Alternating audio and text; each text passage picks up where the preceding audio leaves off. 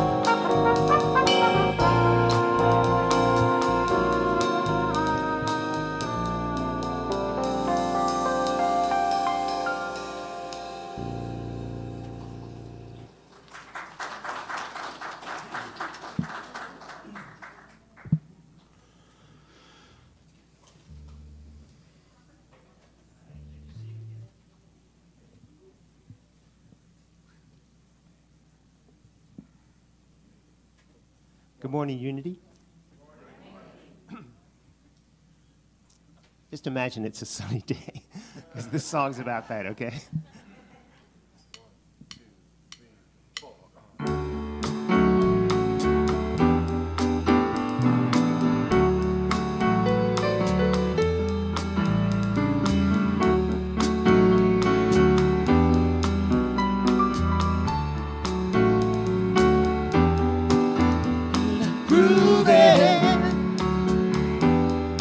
Sunday afternoon, really couldn't get away too soon. I can't imagine anything that's better. The world is ours whenever we're together. There ain't no place I'd like to be instead of grooving down a crowded avenue, doing anything we like to do. There's lots of things that we can do. We can be anyone we want to be. And all those happy people we just meet, 'cause grooving on a Sunday afternoon really couldn't get away too soon.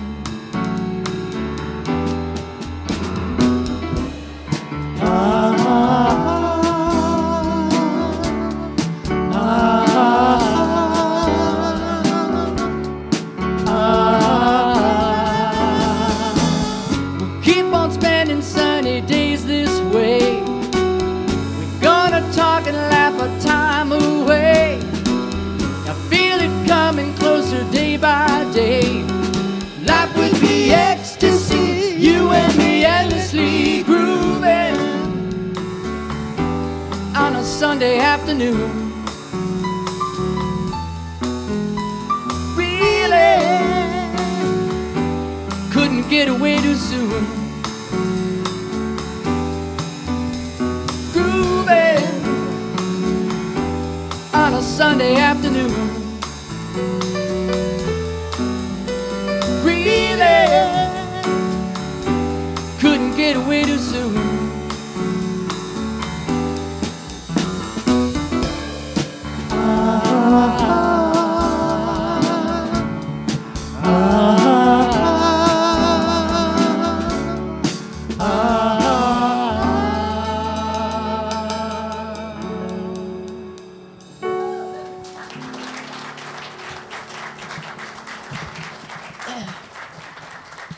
Oh, good morning on this rainy morning. Welcome to Unity of Gaithersburg. So glad to have you here on this. It's a beautiful day. My name is Reverend Cheryl Myers, and it is my joy to introduce to you two of my favorite people on this planet are on the platform with us this morning, Reverend Eileen Gore and Reverend Robert Brummett. And if you have signed up for an SEE class with one of these folks, you are in for such a treat. As you know, Eileen is my mentor and minister and longtime friend that I adore. And Robert Brummett was my ministerial school advisor and teacher that I also adore. They've both been in Unity for over 30 years and are incredibly wise souls. So what a treat we have this coming week and this morning. So breathing into that wonderful energy of spiritual community, let's just take a deep breath. If you feel comfortable, just close your eyes and let's just begin our time together in prayer. Yeah. So we take a deep restoring breath that informs our mind and our physical body that we are here, ready and open and willing to be blessed by the activity of spiritual community. So just send a silent intention to your being to leave here today being blessed and uplifted, knowing more fully the truth of your divine nature.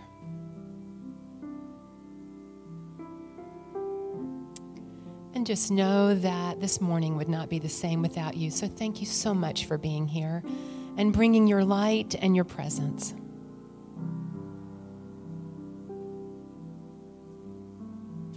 How grateful we are to come together in unity. And so it is. Amen. Well, if you are here with us this morning for the very first time, if you would raise your hand really nice and tall, and one of the ushers will come and bring you a welcome packet. And if you just fill out that card on the front and place it in our offering bag, then you will just be added to our Friday afternoon online email list. There's one more thing before we move forward.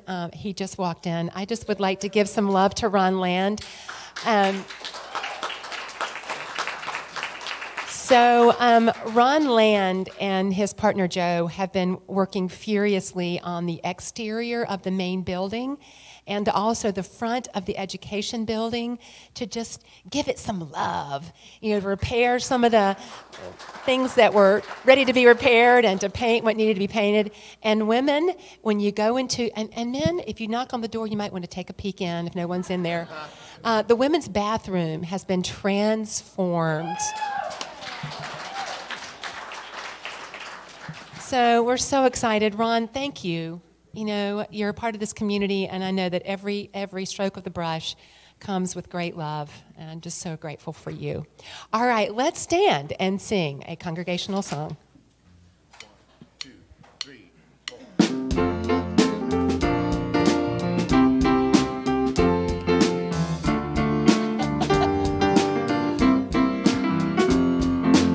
One life living in you and me.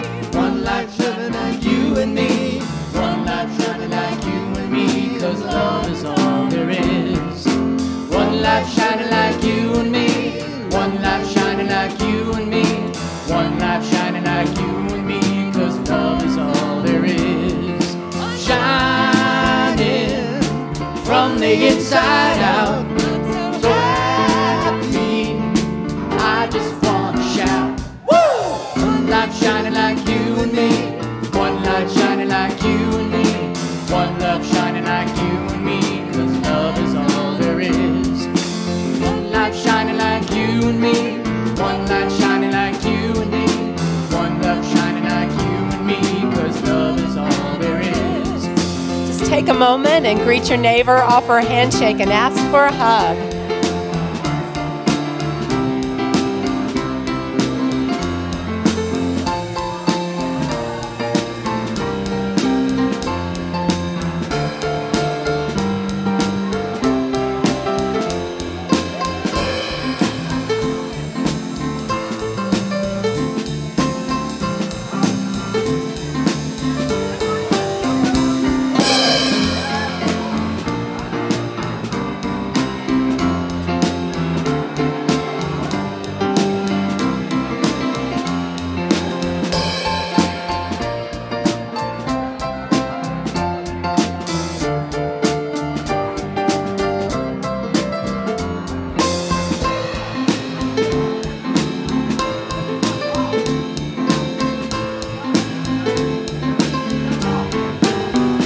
Make your way back to your seats.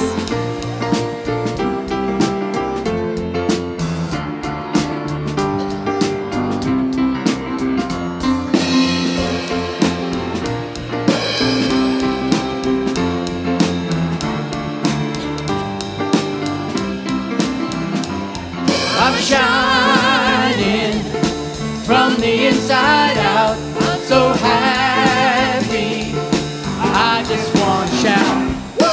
One light shining like you and me. One light shining like you and me. One love shining like you and me. 'Cause love is all there is. One light shining like you and me. One light shining like you and me. One love shining like you and me. 'Cause love is all there is. Love is all there is.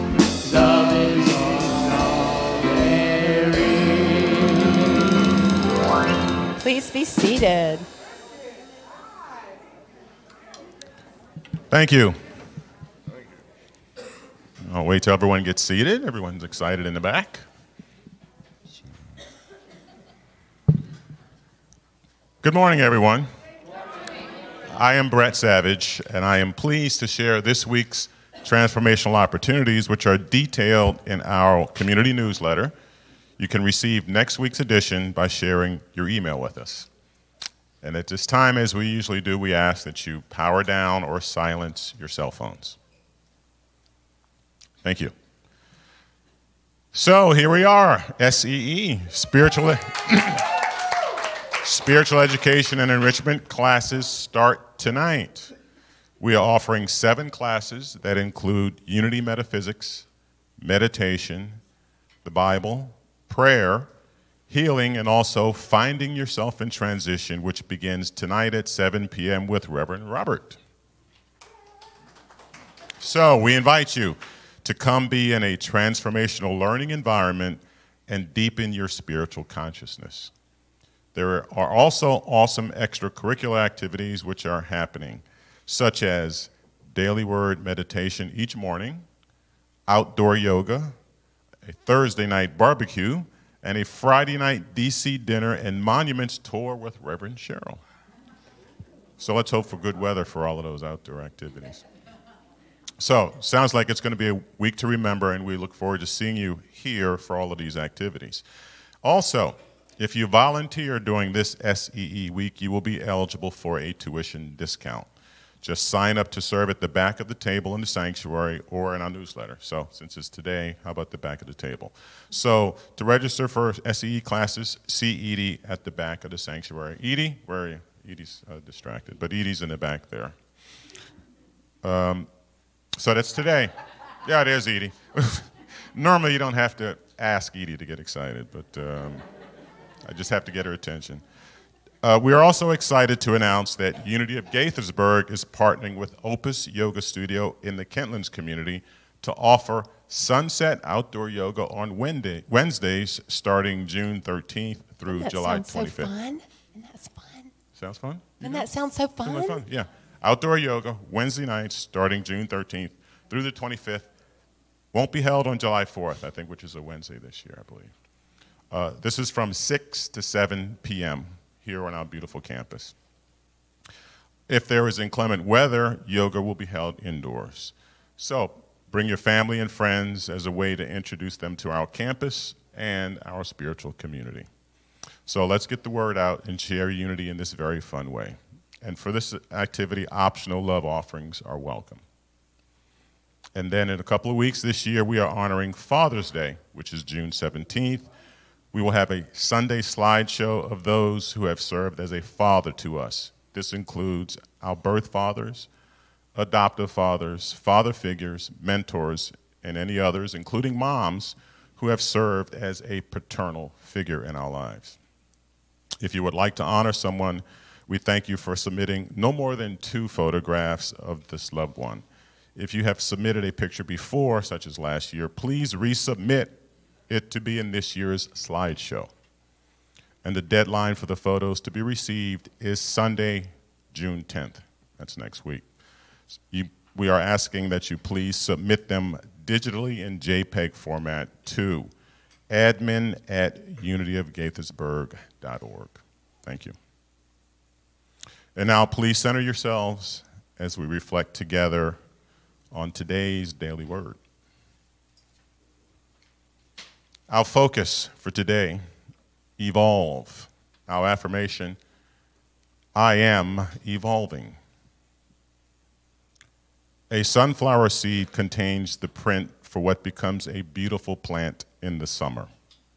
The seed sprouts, the stem and leaves develop, and a brilliant bloom unfolds with new seeds, and the process of evolution continues. The unfolding life I am experiencing is the result of a change in my consciousness. I continue to evolve as I commit to ongoing learning and growth. As I learn and grow, I deepen my awareness of my divine nature, which expresses in my thoughts and actions. I transform the beliefs from the past that have limited me and expand to claim all I can be. I grow, heal, and prosper as I continue to deepen my knowledge of what I am. Aware of my true self, I unfold like a beautiful sunflower and joyously celebrate that I am always evolving. And from Colossians 1:6, just as it is bearing fruit and growing in the whole world, so it has been bearing fruit among yourselves from the day you heard it. And now let us prepare for meditation by singing All Is Well.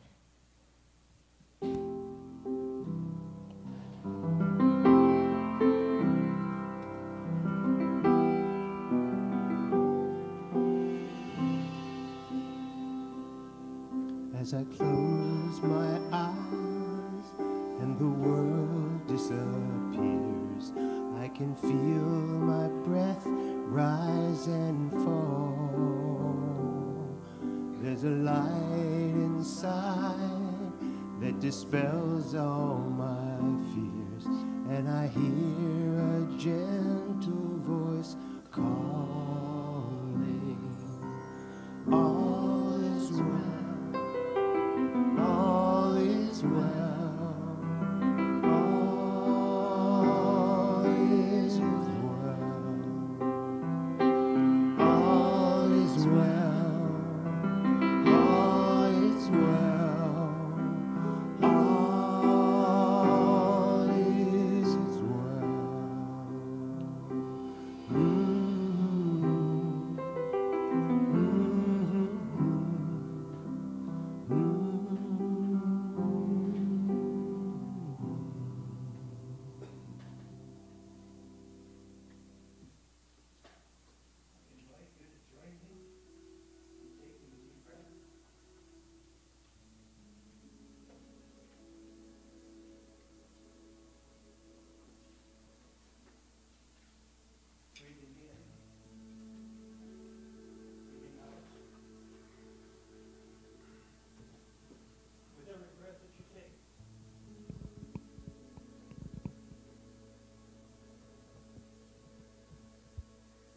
Feeling Spirit move in and through you.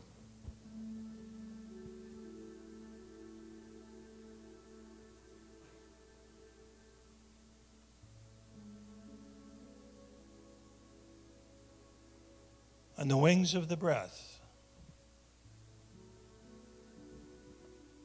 God enters into my very being.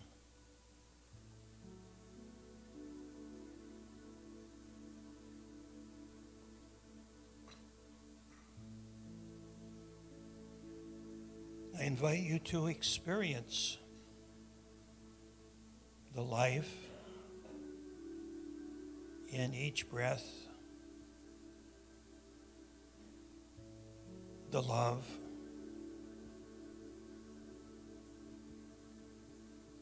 the wisdom, the power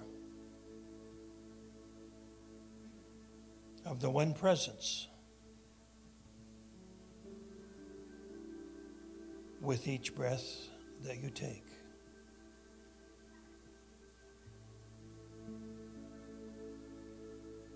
Opening up more deeply, receiving, allowing, saying yes. Yes to the voice of Spirit at work in every cell in your body, every moment of your life.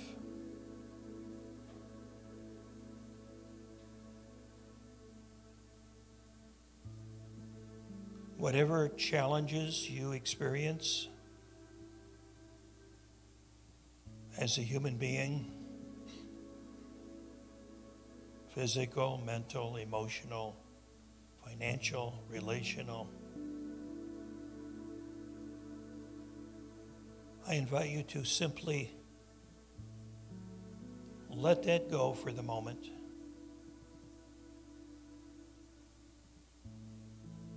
Let it go for the moment and allow Spirit to take full charge of your life right here and right now. Trusting ever more deeply.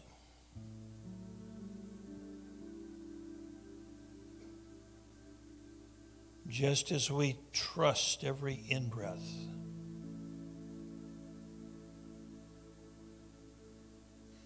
and every out-breath to bring us life, so we trust Spirit with every in-breath and every out-breath to bring whatever we need in this moment.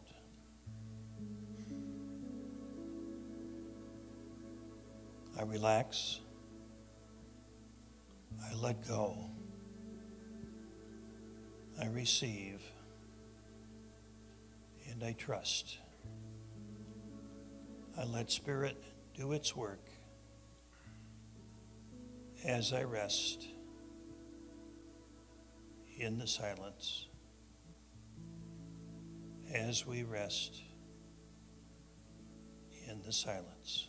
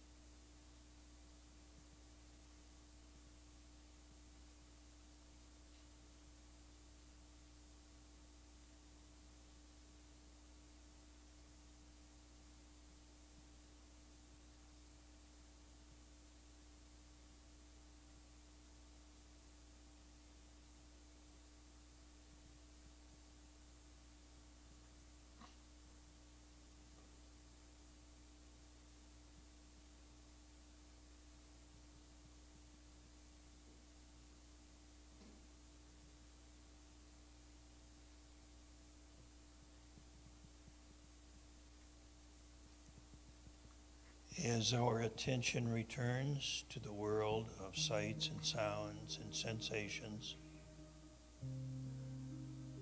we continue the process of trusting, of opening,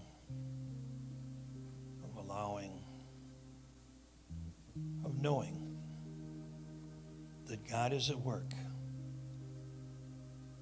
in your life and mine in every moment. In every moment of every day. And so it is. And so we say thank you, Spirit. And amen. And amen.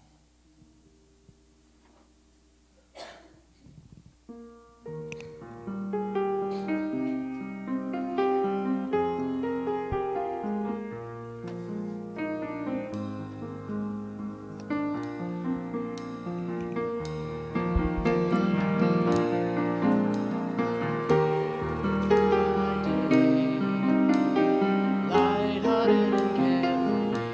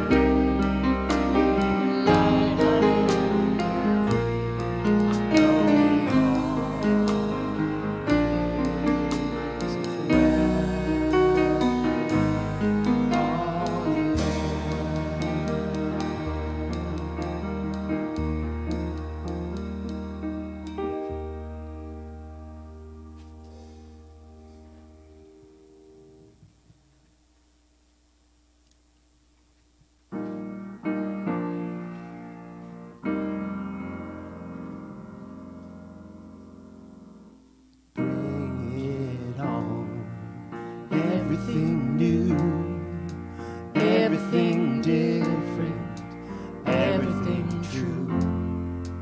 I am ready for the next thing to do. Oh, I know it's gonna be everything new. I'm through crying, I'm through waiting, I'm through hoping against all hope. I'm through longing for something gone that'll never return. Think I finally learned. Bring it on. Everything new, everything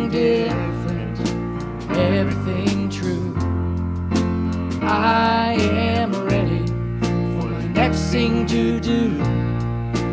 Oh, I know it's gonna be everything new. I'm through grieving, I'm through dreaming. The life I had is ever coming back. No more wishing someone else's star that'll never be mine. Oh, I think it's time. Bring it on. Everything new, everything different, everything true. I am ready for my next thing to do. Oh, I know it's gonna be everything new. I've survived many times before. Broken hearts, slamming doors. I'll be alright. Yes, I will. Once more, Just did back then. gonna rise again. Bring it on. Everything new, everything different, everything true. I am ready for my next thing to do. Oh, I know it's gonna be everything new. Bring it on. Said it. Everything new, everything different, everything true. I am ready for my next thing to do.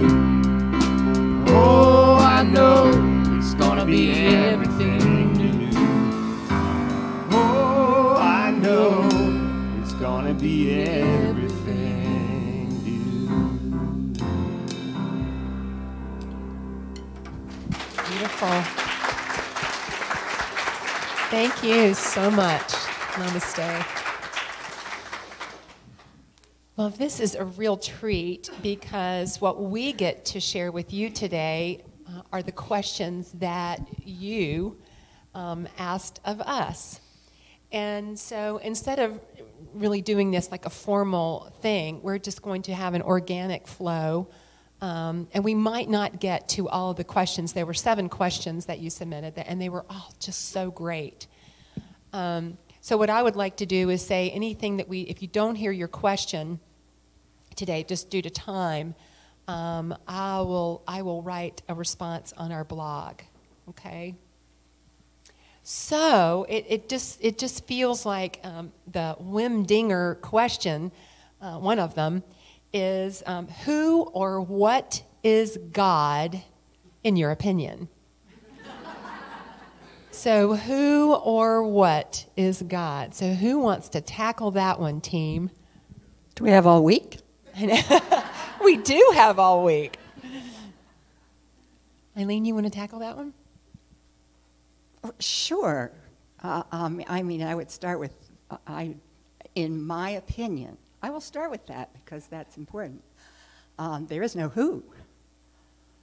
And I think that's how, as a child, I got really thrown trying to figure out what everybody was talking about. But what, to me, is God, spirit, love, abundance, substance, source, the wondrous energies around us. That's what God is to me. All of the above and much, much more. And I know one of the first kind of confusions I had coming into Unity is this concept of God is good. And you know what? But there's so much wrong in the world. And so if God is everything, all of those energies around us, and God is good, and inherently, that is a truth that I do now know and believe. And you could come tomorrow to my first class about relative and absolute, and I would help you with that, but that'd take a lot longer than we need to do here.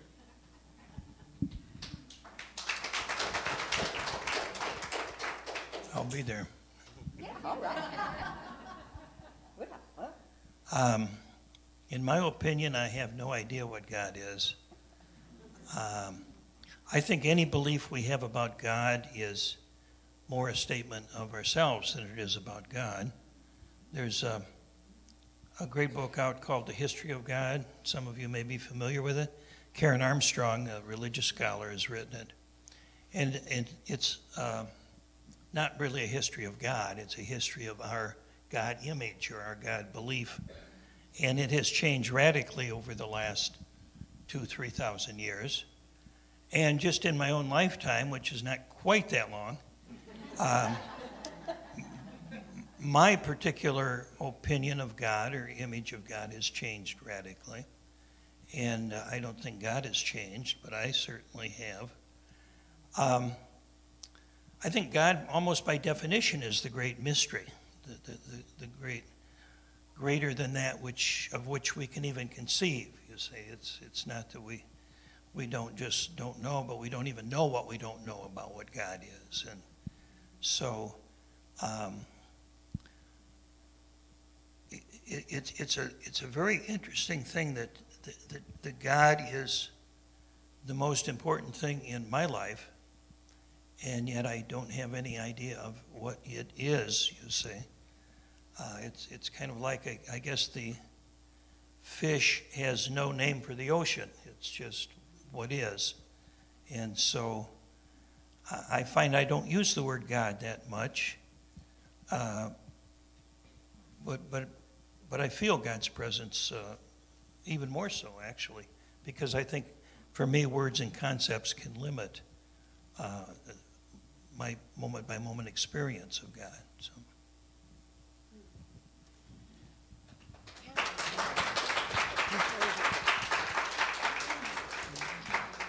Well, I think many of you know, I've talked about this a little bit as your questions have come to me, because I get to be with you here every Sunday.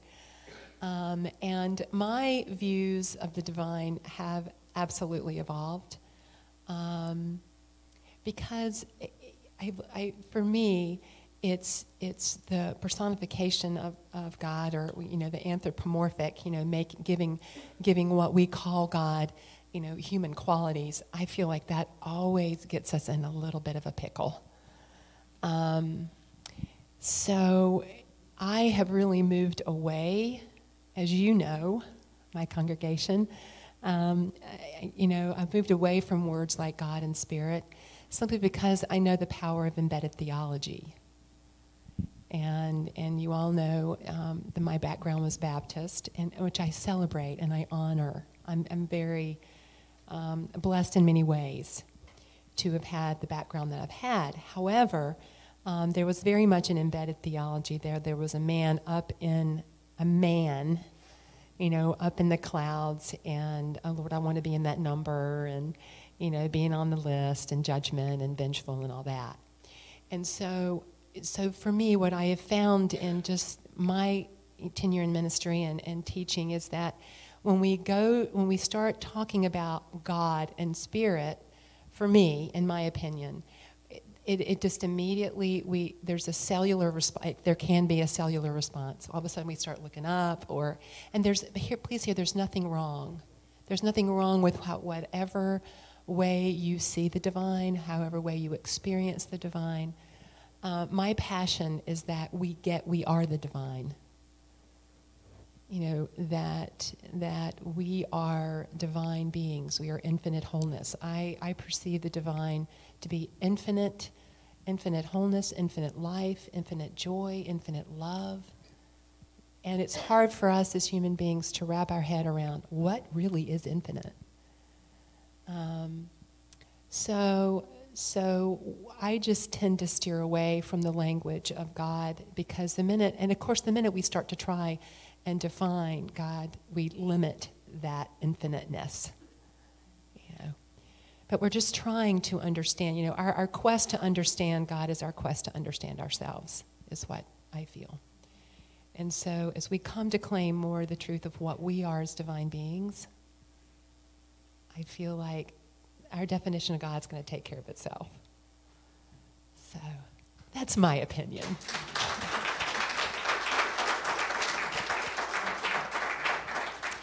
So, on the wings of that question, I thought this was great.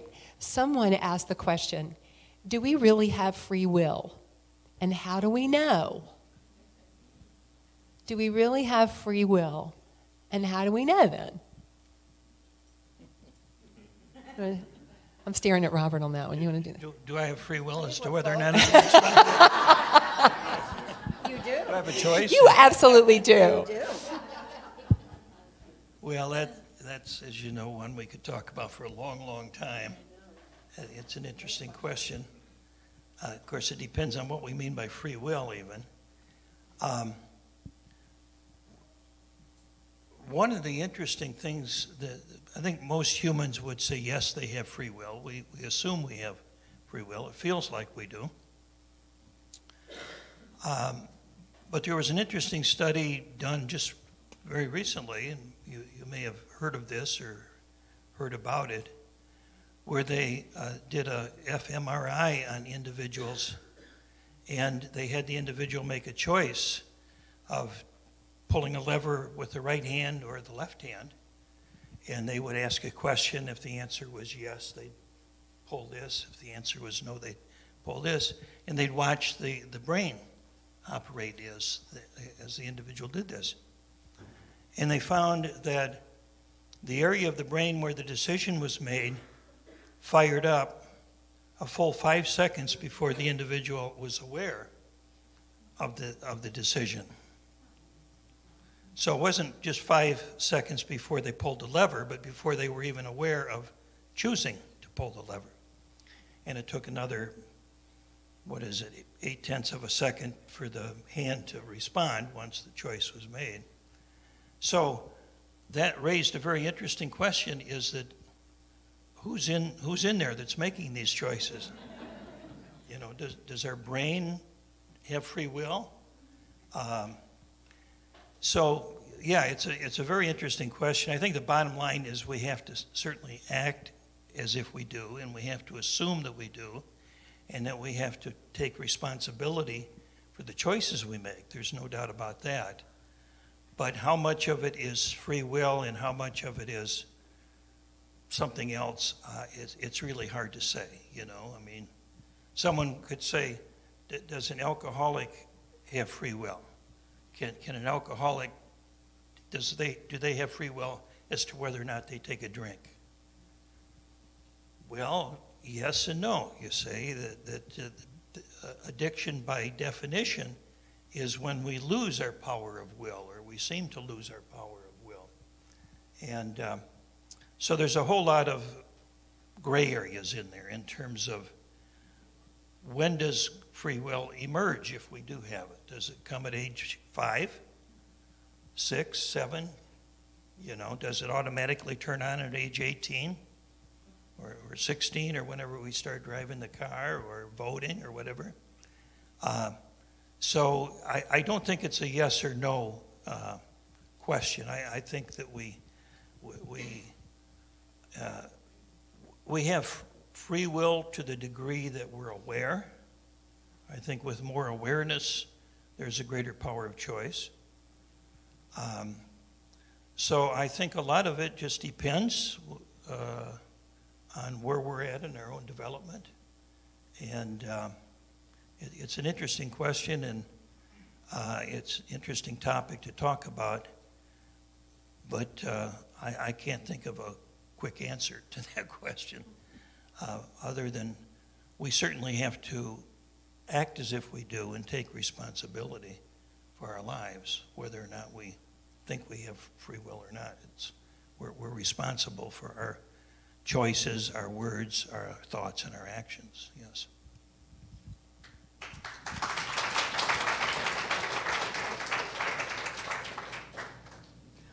Well, my response to how do we know that we do may sound very sarcastic, and I do not mean it to be, but I think we know that we have free will because of all the messes we've made.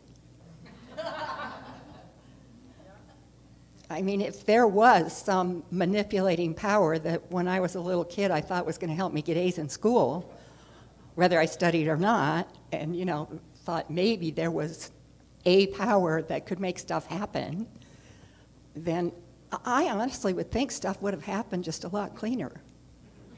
So I really believe that a strong indication of consciousness having free will is some of the choices that we've made.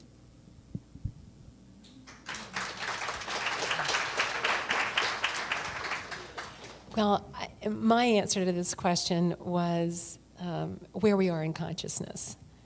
Life is consciousness, and we teach that in Unity. And so wherever we are in consciousness is where are the choices that we make.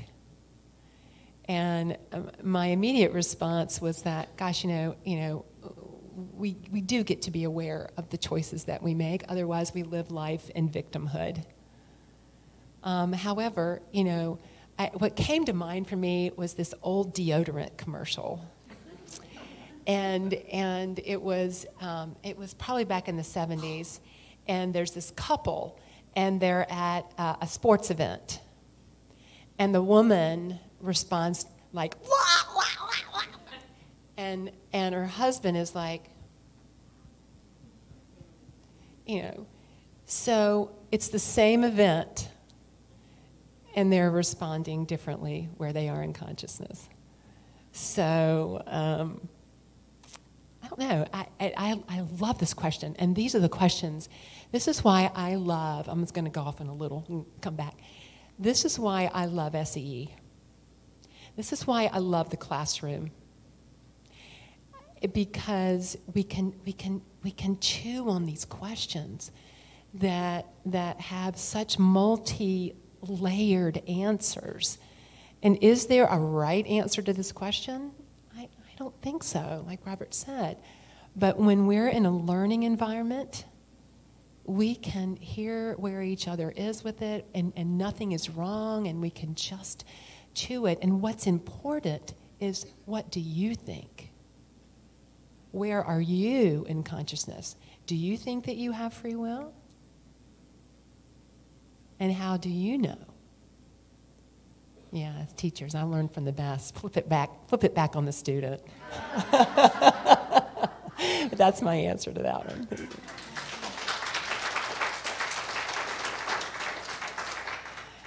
Okay. Unity teaching says we should not buy into circumstances or situations that don't reflect prosperity, wholeness, or well-being. How do we do this? Practice, practice, practice. I mean, yeah. Well, And choose to practice. yeah, and I would say, I am passionate about us learning tools to put in our toolbox. And my prayer every Sunday is that you hear something that will support you on your journey, that you can take into your life and practice.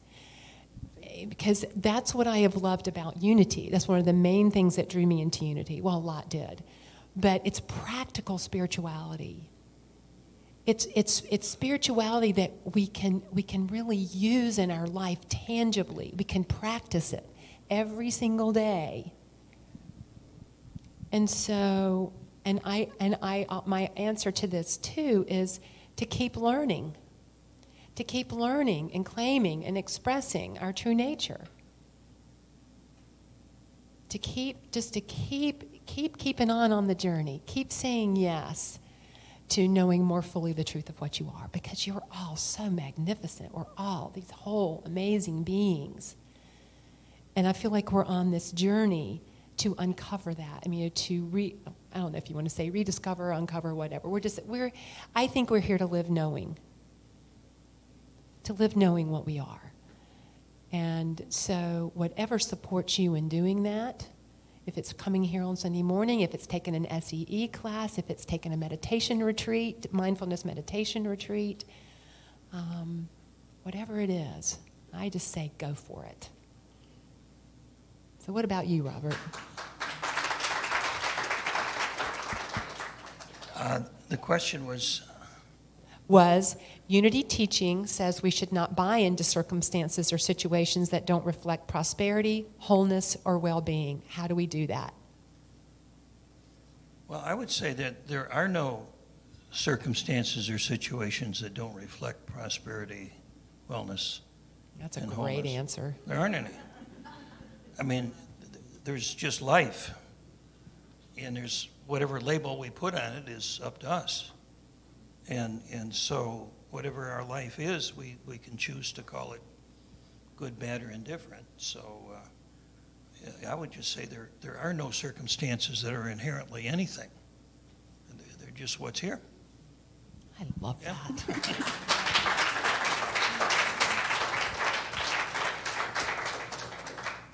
And I think if we pay attention to the kinds of circumstances that do lead us to believe otherwise and become self-observant to, oh, there's one of my hooks, one of the things that starts leading me down the spiral path.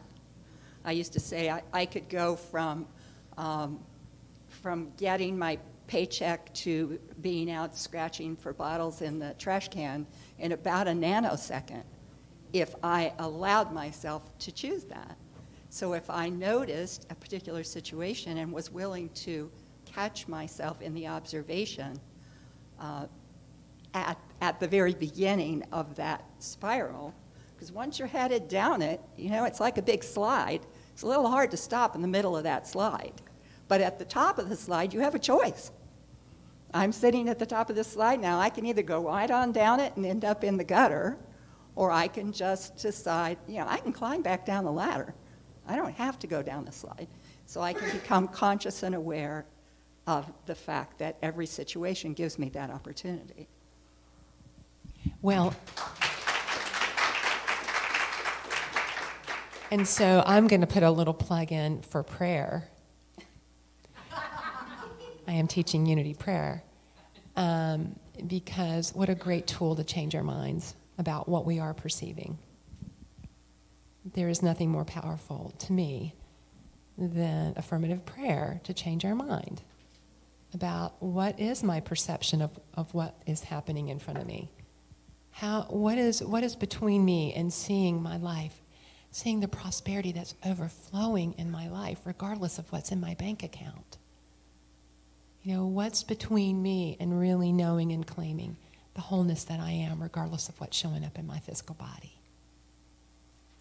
You see, that's what I love about prayer. Because prayer, the activity of prayer, is how we live knowing what's true. So, yeah. Come take prayer. All right. Okay, so finally, our last question. I just thought this was a great question. They all are. I just love them. If the absolute reality of love energy is everything, isn't all written by God, why focus on interpreting the Bible when we can simply interpret our hearts?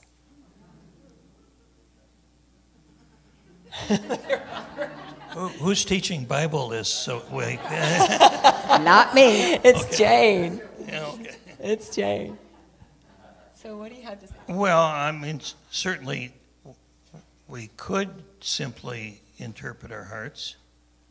But there's also a wealth of wisdom in all of the great world's religions, in the wisdom traditions of the world, Christianity and Islam and Judaism and Hinduism, Buddhism and so on, Taoism. I think it would be wise to borrow on that. You see, that we do know the truth in our hearts, but it sometimes can be helpful to have an external teacher or teaching to stimulate that truth and to help resurrect it. I mean, otherwise, why come to church? Why not just stay home and meditate or whatever you say? I think we're here to teach and to learn from each other, not in the sense that we're putting something in that's totally absent, but in our relationships with each other, in our relationship with our studies, we stimulate and we awaken that innate wisdom and insight that we have within us. So it's a process of manifesting that. And I think it's wise to take advantage of all of the wisdom that we do have available in terms of people and teachings in our world today.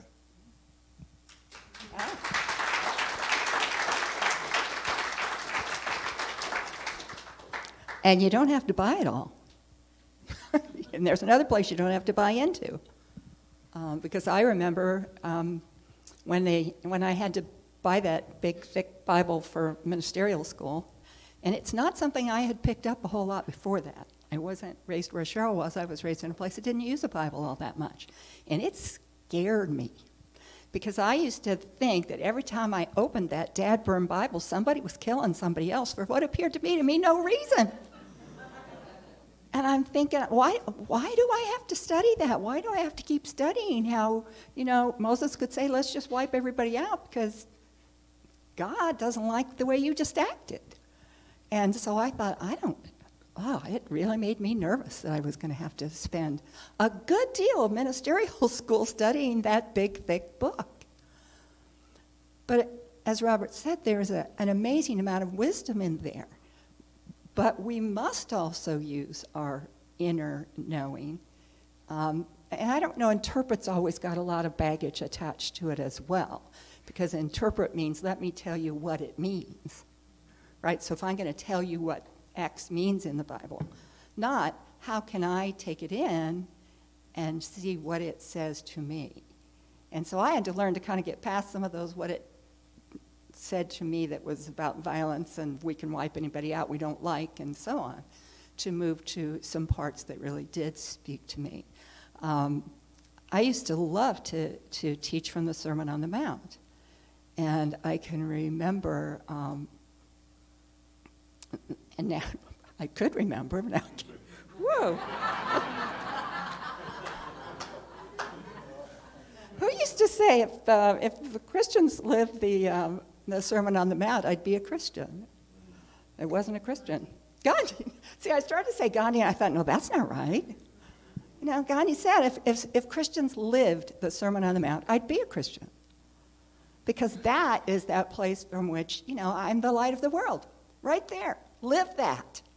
Live that. I am the light of the world. Not God somewhere is, or somebody else is, or only people who are really good, not me. You could just sit with that one statement for a long time, which I have. Don't put your light under a bushel.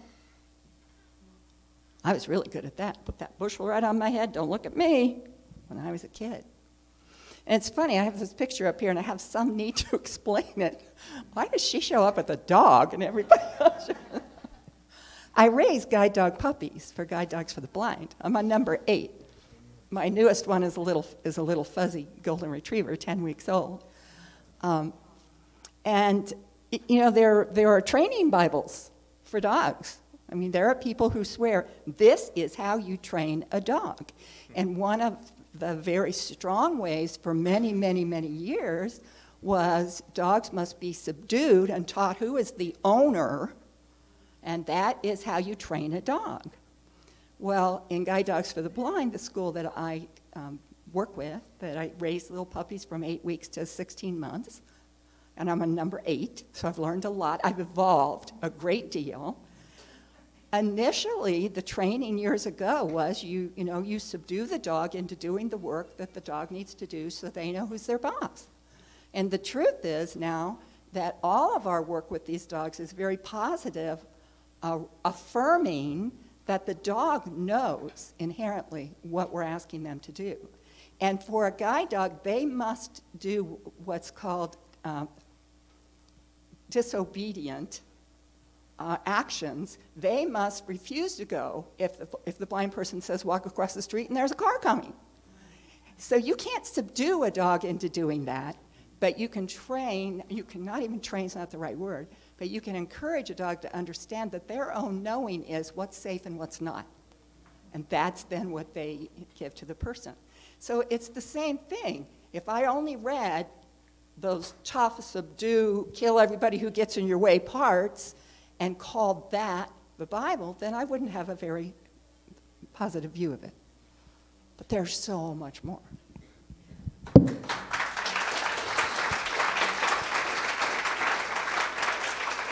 So, yes, let's give some love to these beautiful.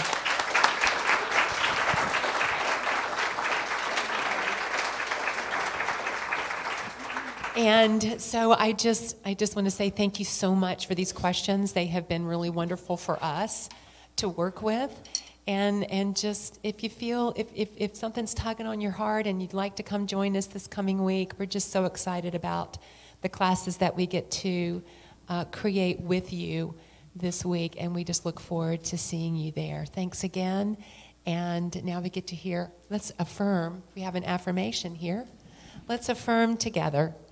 I deepen my knowing and shine my light as I learn and grow and claim my true nature. I evolve into expressing all that I am, and so it is. Thank you. Thank you, Reverend Eileen, Robert, Cheryl. And now this is our time to give from our unlimited abundance and open hearts. As you hold your tithes and offerings or your consistent giving cards in your hands, here is some prosperity wisdom from Spiritual Economics by Eric Butterworth. Build on the awareness of ever-present substance and expand your faith in the stability of your own inner wholeness. Things will come to you, and in abundance, they will come out of the expanse of your knowing of wholeness, not at its expense. Let us now affirm our offering blessing together. Divine love, I am, blesses and multiplies all that I have, all that I give, and all that I receive, and I am so grateful.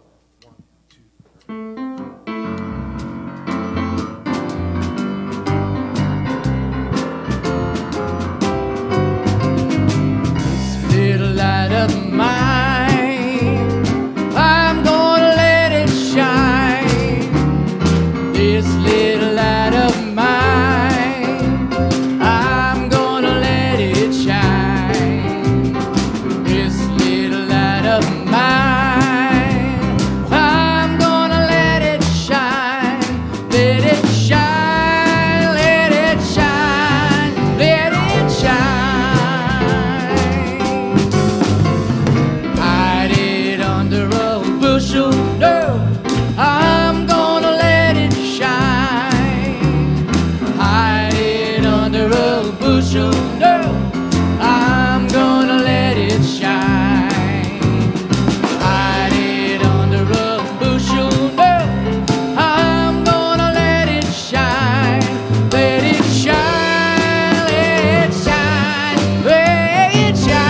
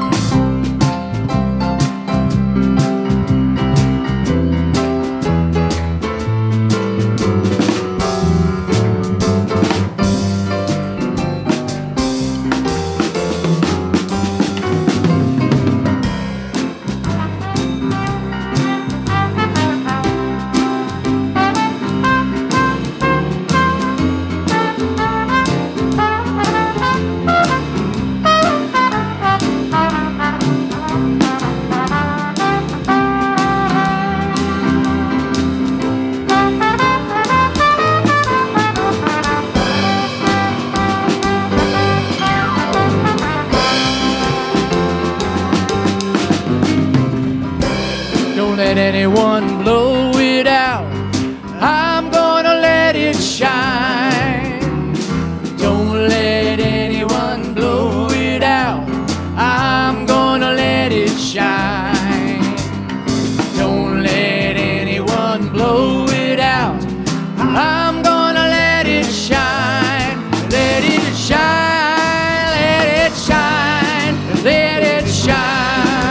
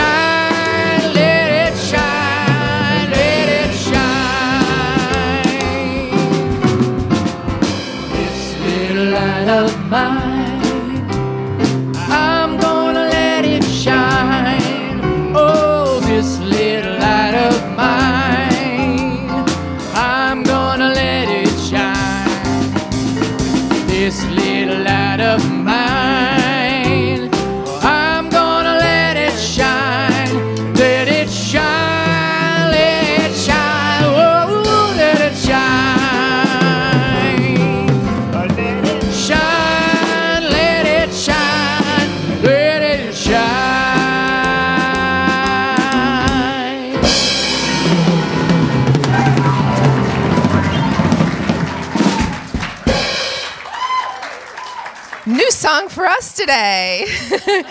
Good morning, everybody. Please have a seat. Today was the first Sunday of the month of June. We're coming to a close for our formal program within the children's program. And I figured in June, we did a really awesome job in May with the Power of Children. So now we're continuing.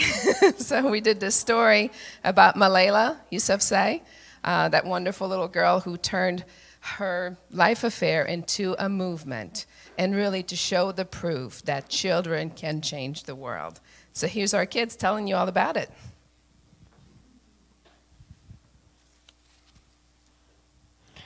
Malayla became a powerful peacemaker by recognizing her divine power and that her words can change the world.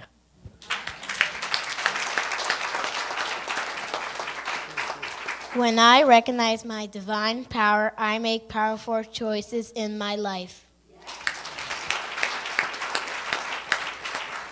Anyone can change the world. I reach for the divine spark within me to guide me as a powerful peacemaker.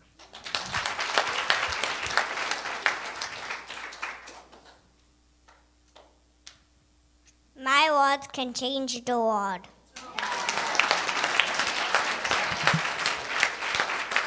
It's awesome. They really sparkle when you say that. Do you see that? It's really cool. Let's stand. Let's bless our children, our awesome peacemakers. You are the light of the world. Live as the light. Let's join hands and sing our peace song.